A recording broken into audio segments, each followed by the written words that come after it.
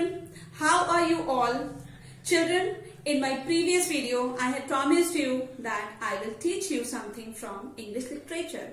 And in this first part of the video, I am going to teach you a chapter from English literature, and the name of the chapter is The Adventure of the Blue Carbuncle.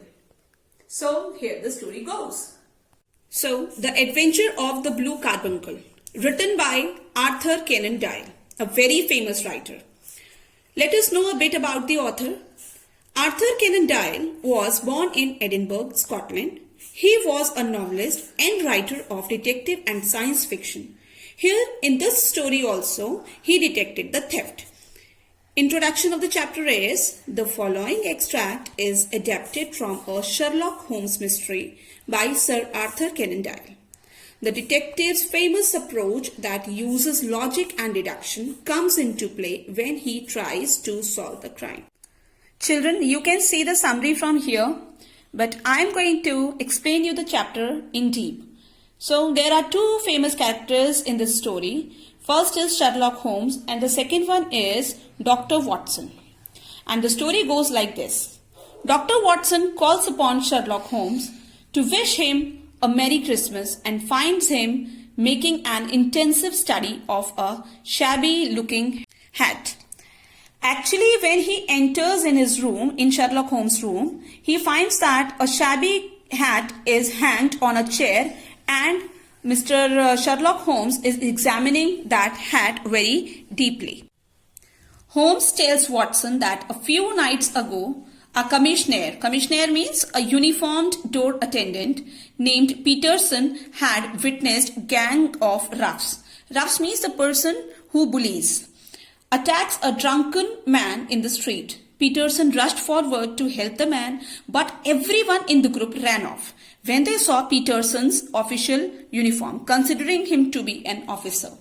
The victim of the attack had dropped his hat and a goose when he ran.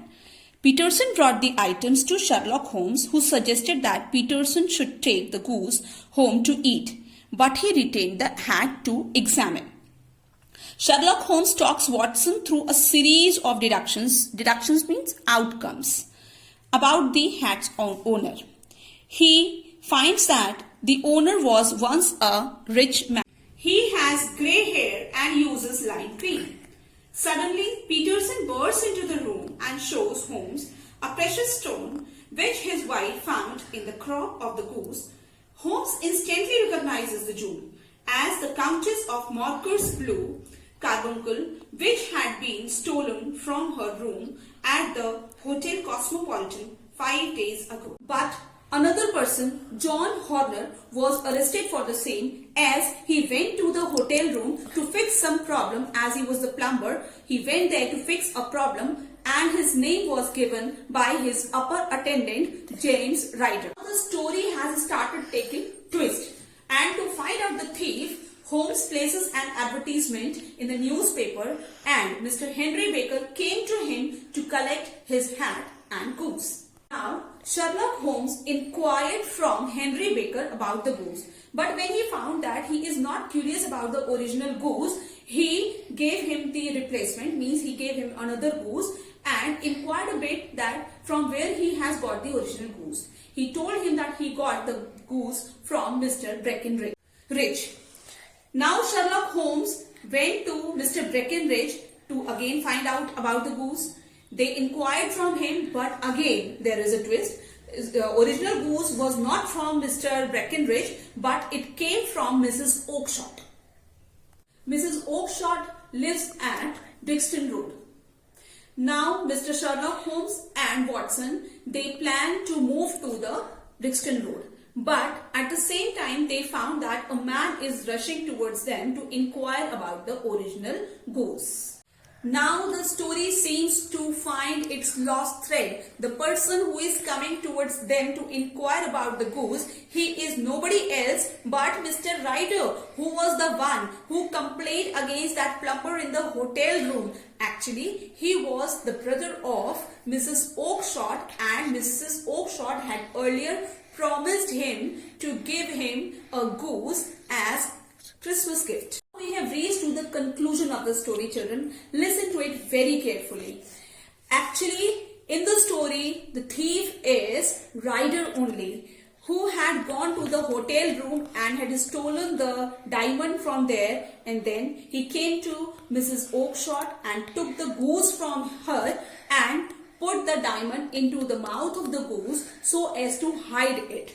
Now, he thought that he will take the goose from her later on. But what happened? Mrs. Oakshott mistakenly delivered that goose to Mr. Breckenridge, and then through Breckenridge it went to Mr. Baker. So it was Ryder who was running after Mr. Baker to get the goose from him and to take out the diamond from it. But as he saw Mr. Peterson in uniform, he got scared and he left the goose there, he left his hat there and left the place also. And Mr. Peterson collected the hat and goose from there and gave it to Sherlock Holmes. Children, so this was the story that I told you. So now, children, in next part of this video, means in part number 2, I will give you question and answers and other exercises of this chapter. Till then, bye, keep safe, stay happy.